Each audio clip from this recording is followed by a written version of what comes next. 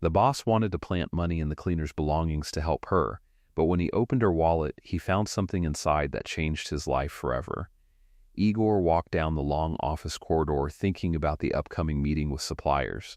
The usual office hustle surrounded him, employees moving back and forth, some speaking loudly on the phone, others focused on their computers. Everything seemed normal, yet something caught his attention. In the corner, behind a cabinet filled with office supplies, he noticed a figure. A young woman sat on a low bench, her head bowed. It was Vera, one of the cleaners. She carefully folded a handkerchief in her hands, her eyes red and swollen from crying. It was clear she had been weeping. Igor paused.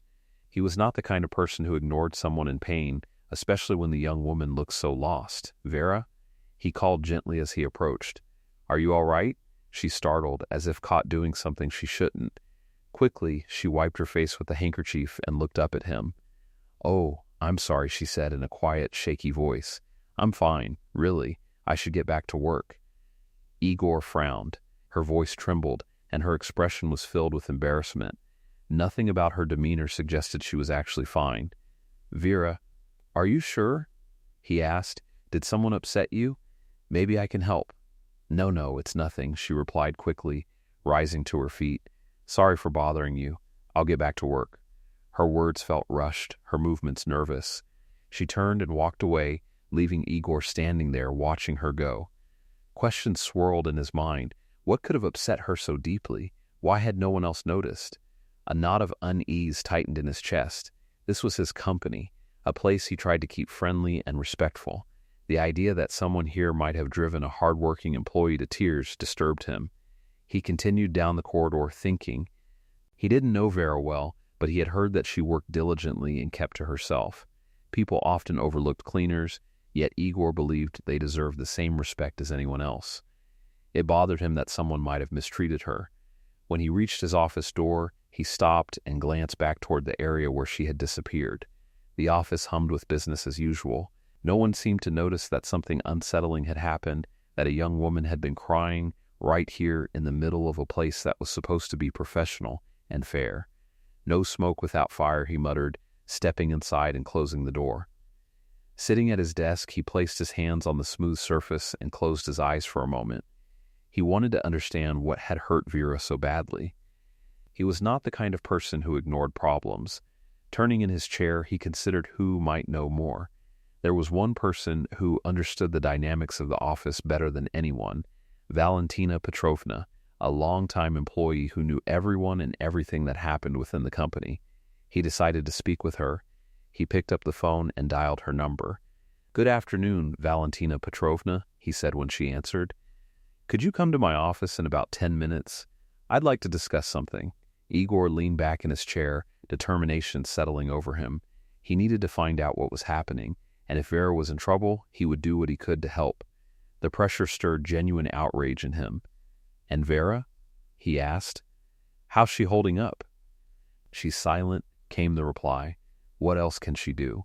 She works hard, tries not to show it, but you saw for yourself," she broke down and cried, then went back to work. Igor rubbed his chin, lost in thought.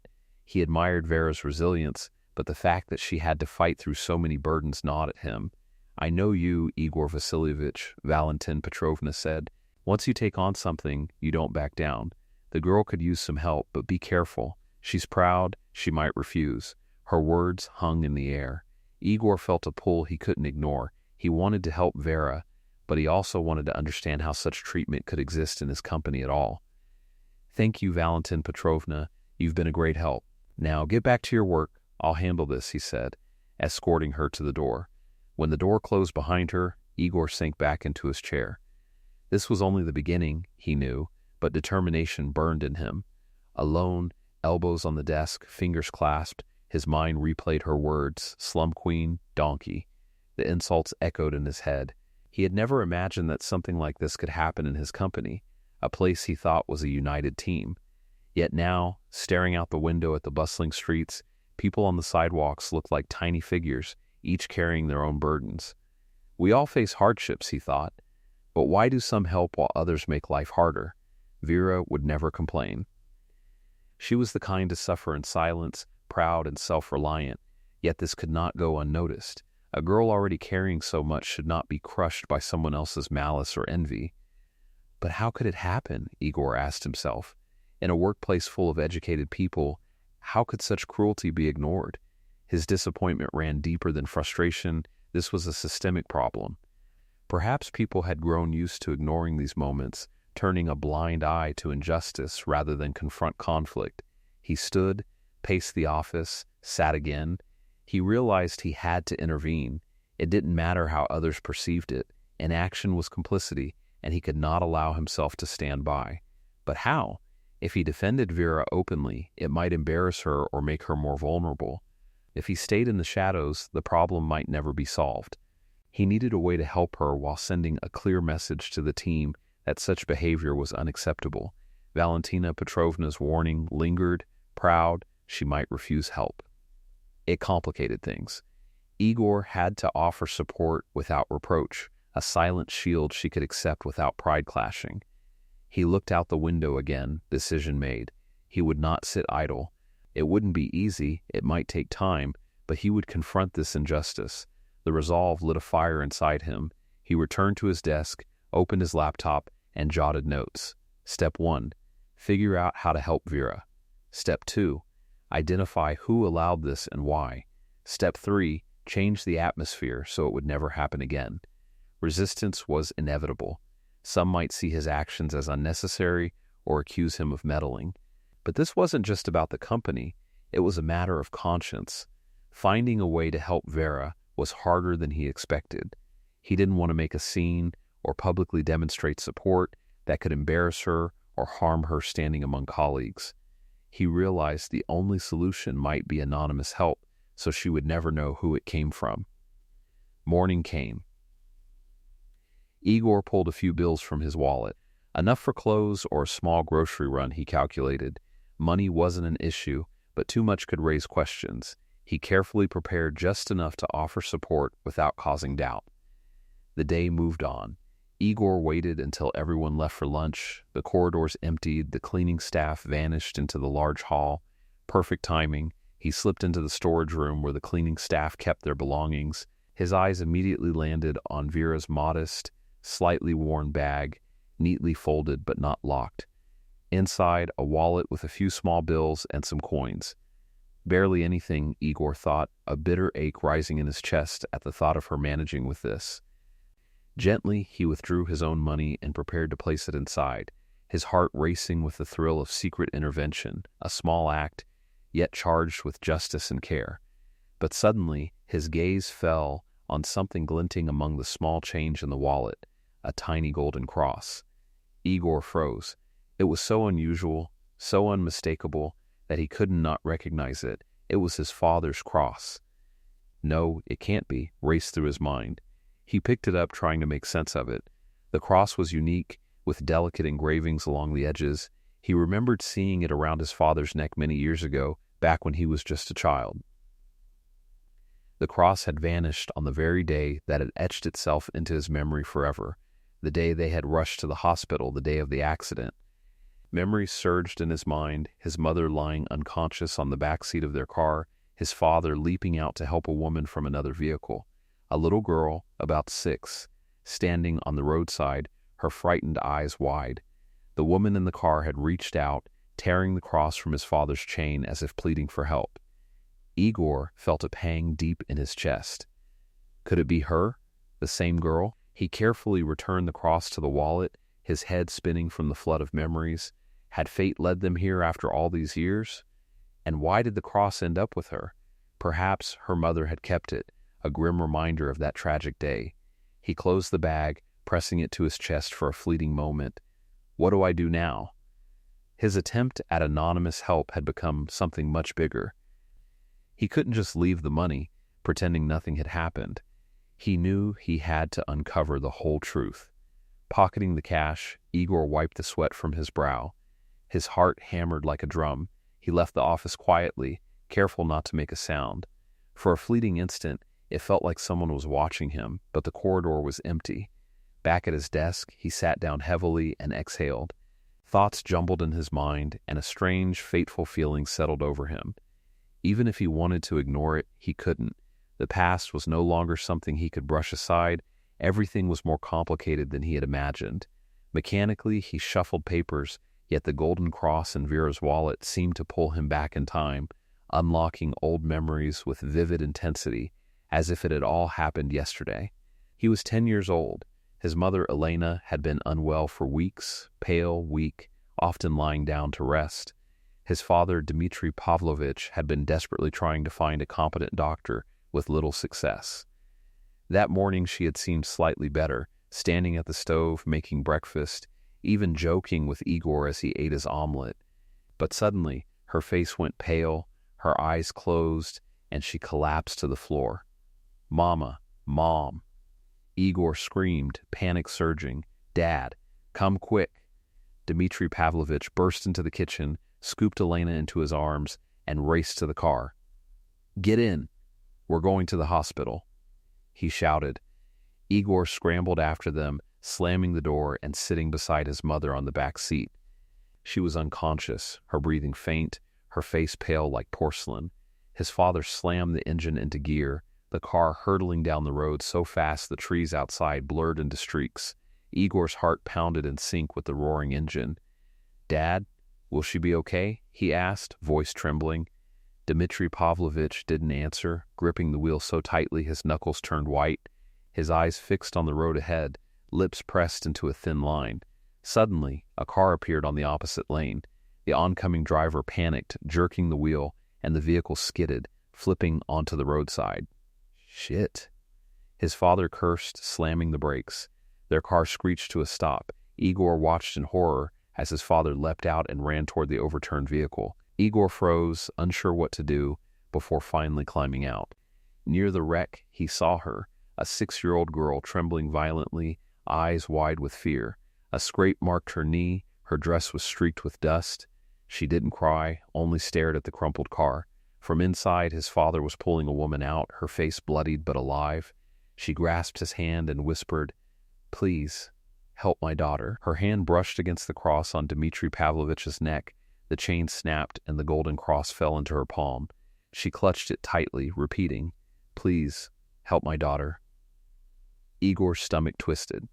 He wanted to move, to do something, but his legs felt rooted to the ground. "I can't." Dmitri Pavlovich shouted, stepping back. "My wife, she's dying in the car. Forgive me." He grabbed Igor's arm, pushing him toward the car. Igor obeyed, but glanced back. The girl still stood frozen on the road, the woman lying clutching the cross, whispering those haunting words, "Please, help my daughter." The car lurched forward, and Igor's mother remained on the back seat, motionless and cold. Dmitri Pavlovich drove faster. Igor sat beside his mother, heart pounding, hands gripping her frail body, the memory of that fateful day burning in his mind. He squeezed her hand. "Dad, what if nobody saves them?" The boy asked quietly, tears rolling down his cheeks. "They will," his father shouted, though his voice trembled. "Someone will stop. But if we don't get to the hospital now, Mom won't survive." Their desperate efforts were in vain. When they reached the hospital, the doctors only shook their heads. Her heart had stopped on the way. The memory surged back, crashing over Igor like a wave. He buried his face in his hands, overwhelmed by guilt and pain. The childhood fear and bitterness of loss still lingered. That day had changed his life forever. Now, years later, the past had returned in the most unexpected way. Igor sat in his office trying to shake off the weight of what he had seen in Vera's wallet. He couldn't stop thinking about it. Time slipped away as he remained lost in his thoughts. Finally, he forced himself to move. He returned to the storage room, determined to finish what he had started. He still believed he should leave money in her wallet, just a small gesture of help. Stepping inside quietly, he opened Vera's bag again. Her wallet was in the same place. With careful hands, he lifted it, intending to slip the money inside. His fingers trembled slightly. He needed to do this quickly and leave. But then a voice broke the silence behind him. "Excuse me, what are you doing here?" Igor froze and spun around. Vera stood in the doorway, staring at him in surprise. Her expression shifted from confusion to a hint of worry. She clearly hadn't expected to find her boss rummaging through her belongings. "Vera," he began, his voice faltering. "It's not what you think. I just wanted to help." She frowned, stepping closer. "Help? By going through my bag?" Heat flooded his face. He had imagined many possible reactions, but not this. Taking a deep breath, he tried to explain. "I know things aren't easy for you. I just wanted you to have something so you don't feel trapped by your circumstances." He held out the money. "Please, it's a small help." She looked at the bills in his hand, her expression hardening. "You think I need charity?" Her voice trembled with bitterness. "No, I'll manage on my own. Vera, you don't understand," he said, keeping his tone gentle. "This isn't pity. I wanted to help quietly so you wouldn't feel embarrassed." She remained silent, staring at the floor. Her hands nervously twisted the edge of her uniform, as if she were fighting an internal battle between pride and the reality of her struggles. "Why are you doing this?" she asked at last, raising her eyes to his. "You barely know me." Igor hesitated. There was no simple answer. Finally, he spoke. "Because I believe you deserve better than the unfairness you're facing. I want to help change that." Vera didn't reply. She only looked at him, uncertainty in her eyes. After a long pause, she exhaled. "Fine," she said quietly, "but this is the first and last time. I don't take handouts." He nodded, understanding. This was the only compromise she could accept. She took the money, carefully placing it in her wallet before returning it to her bag. "Thank you," she whispered, "but don't do this again. If you want to help, just ask." Igor smiled faintly. "I promise." She turned and left, leaving him alone in the quiet room. He watched her go, feeling a strange mix of relief and embarrassment. Perhaps this small moment had brought them closer to understanding each other. Still, the questions remained. The golden cross and the memories of that terrible day continued to haunt him. He knew he couldn't keep running from the past. Later that evening, he called his father. "Dad, are you home?" His voice was tense. Of course, his father replied, "What's going on?" "I need to talk. It's important." "I'll be there in an hour," his father said. When Igor arrived at his father's house, the older man was waiting in the living room with a cup of tea. His expression was cautious. "What happened?" he asked, gesturing to the chair across from him. Igor sat down but didn't reach for the tea. He ran a hand through his hair, searching for the right words. "Dad, do you remember that day? The accident on the highway?" His father's brow tightened. He looked away for a moment, as if the memory itself weighed heavily on him. "Of course I remember," he said quietly. "You don't forget something like that." Igor nodded, but the anger inside him began to rise. Why didn't we help the people in that other car? The woman and the girl? Dad, why? His father stood and walked to the window, staring out into the night. "We didn't have a choice, Igor," he said, his voice low. "Your mother was dying. If we had stopped, she might not have made it. But she didn't make it anyway." Igor shot back, rising from his chair. "You knew there wasn't much time, yet we left them. We didn't even call for help." His father turned to face him, regret etched across his features. "I was desperate," he admitted. "I made a decision in that moment. I thought it was the only way to save your mother." The room fell silent, heavy with unspoken pain. The past could not be changed, but the truth demanded to be faced. His voice trembled. "How can you not understand? I had a dying wife in my arms, your mother. How could I leave her for strangers?" Igor clenched his fists but forced himself to speak calmly. "Those strangers, Dad, remember that day for the rest of your life. The woman became disabled, and her daughter, the little girl you abandoned on the roadside, grew up under my care. Can you imagine what I felt when I saw that cross in her wallet?" Dmitri Pavlovich looked as if he'd been punched in the face. He slowly sank back into his chair, clutching his temples. "That cross? She had it?" he whispered. "Yes," Igor said, sitting across from him, looking his father straight in the eyes. "You remember how she pulled it from your neck, pleading for help? She held on to it like her last hope, and you just drove away. That's enough."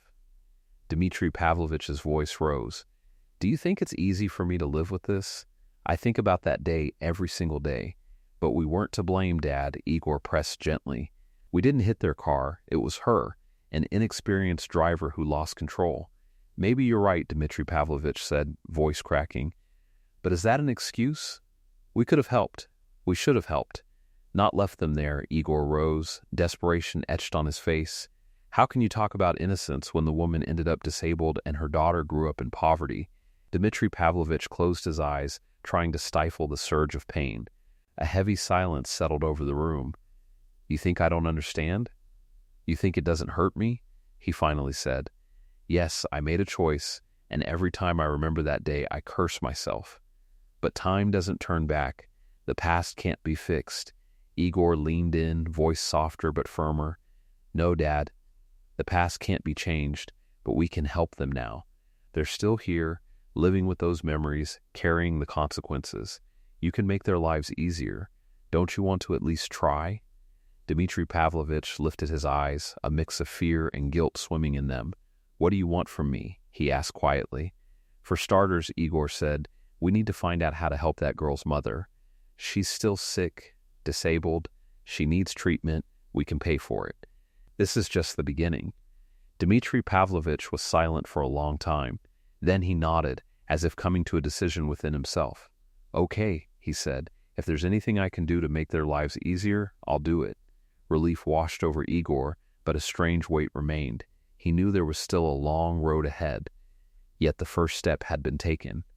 The next day, Igor decided to talk to Vera. He invited her to his office, carefully choosing a time when the office was quiet. She entered, a little self-conscious, head lowered, but trying to keep her composure. Please, have a seat, Vera, he said, gesturing to the chair across from him. I wanted to talk to you, if you don't mind. Of course, she replied softly, adjusting her uniform. Did I do something wrong? She asked, worry creeping into her voice. No, Igor hurried to reassure her. Everything's fine. I just want to understand a little more about you, how you're doing, how life's treating you. Vera hesitated but answered. I'm okay, working as usual. Igor nodded, but he kept his gaze on her, as if trying to read the truths she didn't say aloud. Vera, he began gently, I know things are tough for you. You work a lot, right? She nodded, eyes downcast. Yes, I have no other choice with my mom. Leaning forward, elbows on the desk, he asked, Tell me about your mother. She's sick? Vera paused, then slowly nodded. Yes, she has spinal problems. We were in a car accident years ago. Since then, she can't stand or walk for long. At first the pain was bearable. Now she can barely move without help. Doctors say she needs serious treatment, but we just don't have the money. Igor felt a tight ache in his chest. He knew which accident she meant, but he didn't bring it up. Instead, he asked, I heard you're working multiple jobs. Is that true? She gave a tired smile. Yes, I also do night shifts in my neighborhood. The pay here isn't enough. But it's temporary. Once we save enough for treatment, we'll manage. And school? Igor asked. You're still young. Did you ever consider college? A shadow of sadness crossed her face. I wanted to, she admitted. I even submitted applications after high school, but my mom got very sick. We couldn't afford tuition. We had to withdraw them. Since then, there's been no time for school, only work. Igor fell silent. He saw before him someone who had to give up her dreams for family. There were no complaints in her voice, just quiet acceptance. Her resilience impressed him. Vera, he finally said, I admire your strength. Not everyone your age could take on so much responsibility. She smiled shyly, but quickly looked away. Thank you, but everyone has their own life. This is ours. Igor studied her, seeing the effort she made not to show weakness, yet her eyes spoke volumes. Behind that resilience was fatigue, and maybe something more. Fear gripped him as he hesitated, wondering if he should ask for help. Carefully he spoke. Vera shook her head. No one helps anyone just like that, and if they do, they always expect something in return. We've learned to rely only on ourselves. Her words only strengthened his resolve. Igor realized that this girl deserved a different future, and he would do everything in his power to give her a chance. If you had the chance, Would you go back? He asked softly. She looked at him as if she couldn't believe her ears. Of course I would, she replied quietly. But not yet. Not now. Igor nodded, hiding a small smile. He knew her life was about to change. She just didn't realize it yet. Meanwhile, Dmitri Pavlovich couldn't shake the heavy thoughts that plagued him. After talking with his son, the events on the highway 20 years ago pressed down on him with renewed intensity. Igor insisted that he meet Vera's mother to try to help, and despite his inner resistance, Dmitri Pavlovich couldn't refuse. He knew it was his duty. The meeting was arranged. Under the pretense of offering personal assistance, Dmitri Pavlovich arrived at their modest home. Vera, a little surprised, greeted him politely. "Hello, Igor's dad. Come in," she said, letting him into the small, neat apartment. "Mom's in her room. I'll get her." Dmitri Pavlovich noticed the simplicity of the apartment, old but well-kept furniture, modest possessions, everything reflecting a life of careful management and frugality. Soon, a woman entered with a cane. Dmitri Pavlovich immediately recognized her, Vera's mother. Her face was older now, yet unmistakable. "This is the woman who had lain on the highway, clutching my cross." "Dmitri Pavlovich," she said quietly, her voice carrying a mixture of surprise and recognition as she settled into a chair. "Yes, it's me," he replied, feeling a wave of guilt tighten his chest. "You probably remember me from that day. I've come to speak with you and to apologize." She looked at him with eyes that held pain, surprise, and sorrow. "Of course I remember," she said softly. "Things like that you never forget. But why come now, after all these years?" Dmitri Pavlovich drew a deep breath and sat across from her, gathering his thoughts. "I know what I did was terrible. Back then, I only thought of my wife, how to save her. But leaving you there, I could never forgive myself. All these years, I've carried it." Anna studied him silently. "I know I'm asking a lot, but I want to make amends. I heard from Igor that you need medical treatment. Let me help. I'll pay for whatever is needed so you can get back on your feet." She shook her head, hardly believing it. "For years, I've lived with this pain," she said quietly. "Not just physical, but the pain of being abandoned that day. I've tried to understand why. Listening to you now," he said, "I finally understand." "But why now? Why only now?" "Because now I see how deeply this has affected you and your daughter," Dmitri Pavlovich replied. "I know you're not obligated to forgive me, but please, let me at least help." Anna remained silent, visibly struggling with her emotions. Finally, she spoke softly. For a long time, I hated you. I remembered that day and cursed you for leaving. But years have passed. Hatred changes nothing. Listening to you now, I see that you truly regret it. Perhaps I can forgive you." Dmitri Pavlovich felt a massive weight lift from his shoulders. Tears welled in his eyes, but he held them back. "Thank you, Anna," he whispered. "I will do everything to ensure you and your daughter get what you deserve." She nodded, and for the first time in years, a gentle smile appeared on her face. "That means a lot, to me and to Vera, too." Dmitri Pavlovich rose, gratitude shining in his eyes. "We'll begin treatment as soon as possible." Anna nodded again, tears glistening. For the first time in years, she felt that life could change, for the better. As he left, Dmitri Pavlovich realized this conversation marked the start of his journey toward redemption. Igor knew the moment to speak with Vera would inevitably come. After the meeting with her mother, he couldn't keep the truth hidden any longer. It was a difficult step, but he knew honesty was the only way forward. He invited Vera into his office. His voice carried a tension she immediately noticed. "Something's wrong?" she asked, sitting on the edge of her chair. For a moment, he held her gaze. Vera seemed nervous, yet tried to remain confident. Igor exhaled and began. "Vera, I need to tell you a story. It's important, and I ask that you listen to the end." She tilted her head slightly, unsure. "Okay, go ahead," she said. Igor paced the office, choosing his words carefully. "Many years ago, when I was 10, my mother became seriously ill. My father and I rushed her to the hospital. Time was running out, but there was an accident on the road. A car flipped. Inside, a woman and a little girl. We didn't touch them, but it happened because of us." Vera remained silent, her expression unreadable. Yet her eyes widened as the weight of his words sank in. Not it had become serious, but she didn't interrupt. Her father paused, then continued, wanting to help, but when he saw that the mother in the back seat was barely breathing, he made a choice. We drove away, leaving them there. His voice trembled. It was a girl. It was you, Vera, and the woman was your mother. He fell silent, giving her time to process what she had heard. Vera stared at him, her face still, but emotions flickered in her eyes, disbelief, shock, a growing wave of realization. "You're saying it was you in that car?" she asked at last, her voice hollow. Igor nodded. "Yes, I recognized you when I saw the cross in your wallet. It was my father's cross. Back on the highway, your mother ripped it from his neck, begging for help." He exhaled heavily. "I knew I would have to tell you someday." Vera pressed a hand to her mouth, tears welling in her eyes. "So you just drove away? Left us there?" "Yes," Igor said quietly. "We made a terrible choice, one I can never justify. Neither I nor my father can undo what we did. But we want to make it right, if you'll let us." She stood and began pacing the room, struggling to breathe through the storm of emotions. "No one helped us back then," she said, turning toward him. "My mother always said we were abandoned. I thought the people who did it were monsters. And now you come here and tell me it was you?" "I understand how impossible this is to accept," Igor replied. "But please, give us a chance. My father has already arranged treatment for your mother. I can help you, financially, with work, anything you need.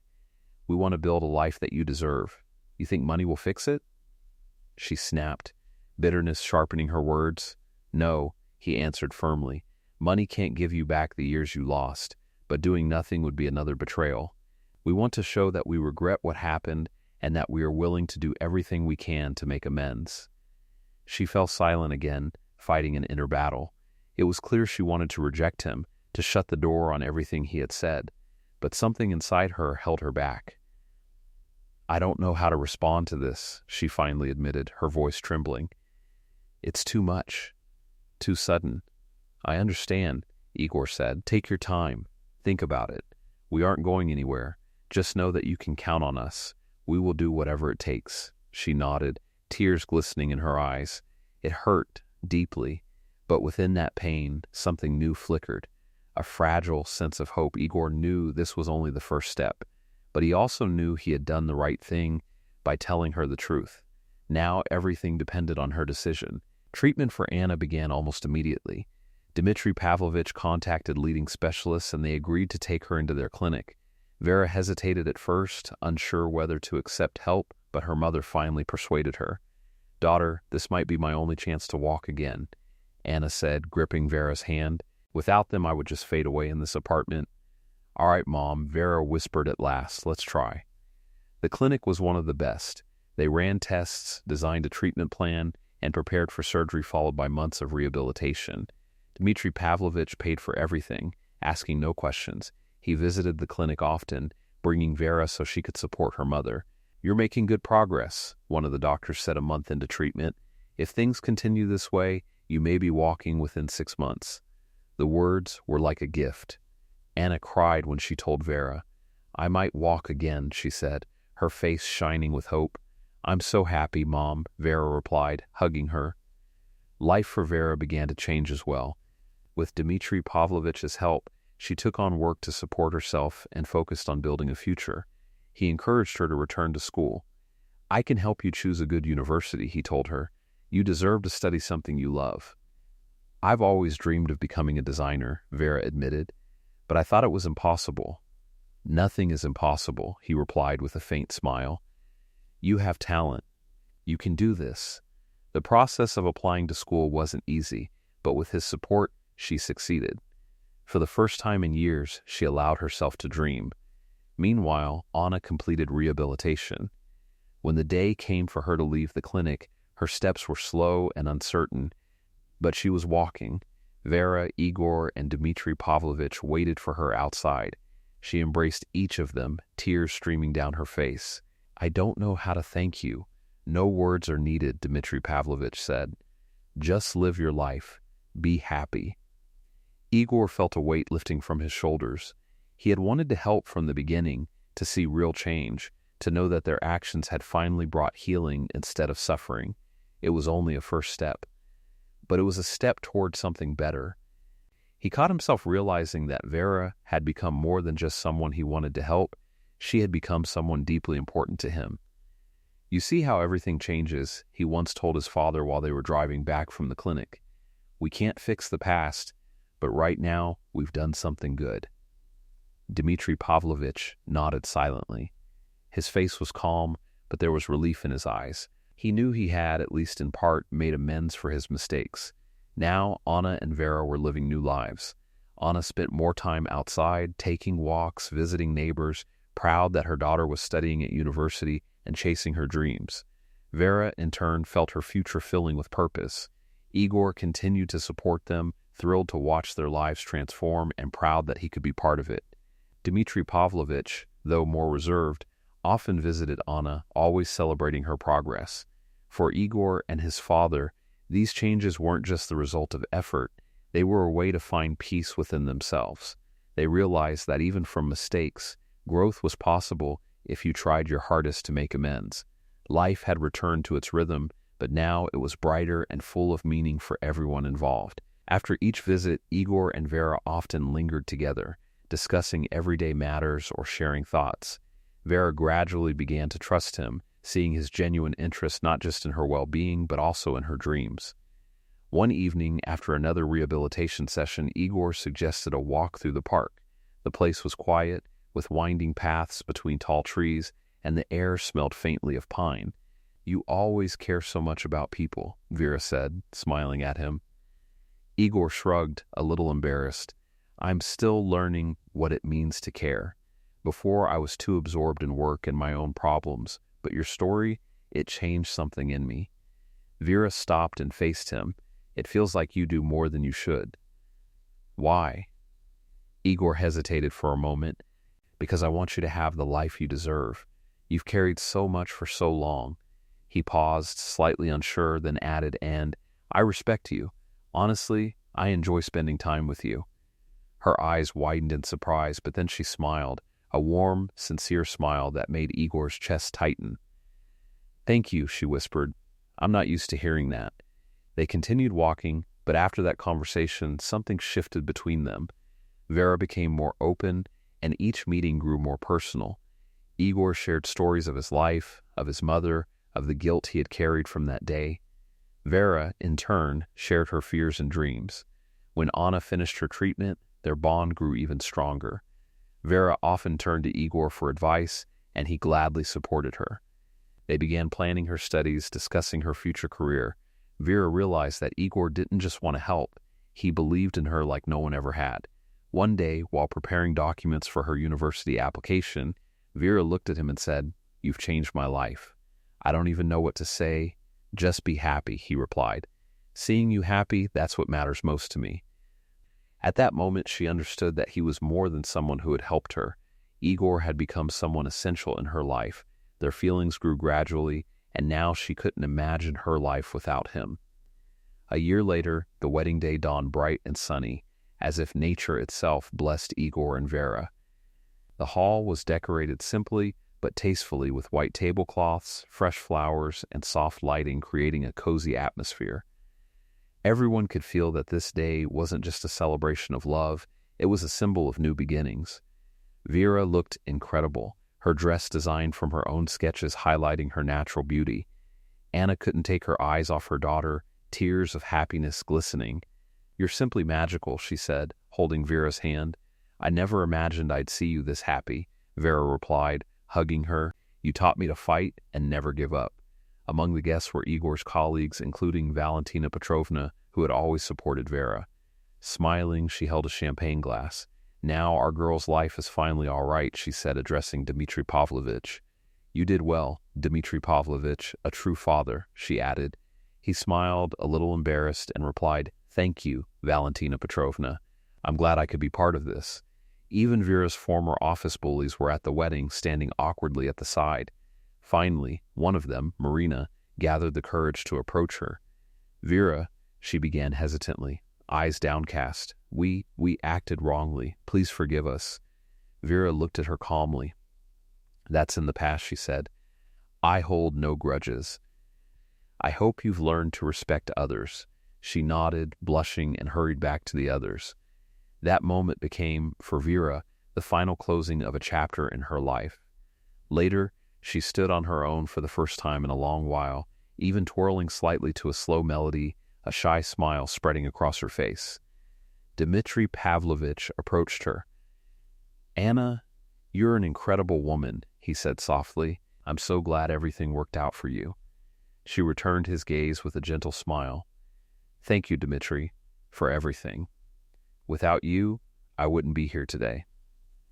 Igor and Vera danced their first dance as husband and wife. Their faces glowed with joy, and in their eyes shone confidence in the future. That day had become a symbol of their new life, a life with no room for pain or regret. After the wedding, as the guests began to leave, Igor and Dmitri Pavlovich remained on the terrace, sitting side by side in the quiet. The evening sky blazed in shades of pink and orange. "You know," Igor said, turning to his father, "I thought I'd never forgive myself for that day." Dmitri Pavlovich looked at his son carefully. "I know," he said quietly, "and you had every right to feel that way. I couldn't forgive myself for a long time either." Igor nodded thoughtfully. "But now I understand you did everything you could in that situation. We both made mistakes, but you showed me what it means to take responsibility, to help and even change lives." Dmitri Pavlovich smiled. "If it weren't for you, I'd still be hiding from the past. You gave me a chance to make things right, and I'm proud to have had such a teacher." Igor chuckled. "Teacher, not really my thing, but I'm glad we could do all of this together." They fell silent, savoring the calm. A gentle breeze rustled the trees, carrying a faint evening chill. After a long pause, Igor asked, "Do you think we did everything we could?" Dmitri Pavlovich nodded. "I do. And you know what? That's enough. Sometimes life gives us a second chance. The important thing is not to waste it." Warmth spread through Igor. For the first time in years, he felt their relationship had deepened, not just through blood, but through mutual respect. "Thank you, Dad," he said, hugging Dmitri Pavlovich tightly. "And thank you, son," came the reply. That night, both of them felt that everything had truly fallen into place. The mistakes of the past were behind them, and ahead lay a life filled with love, forgiveness, and new beginnings. Thank you for listening to this story. Apologies for any mistakes. Leave a comment to share your thoughts. If you enjoyed it, don't forget to subscribe to the channel.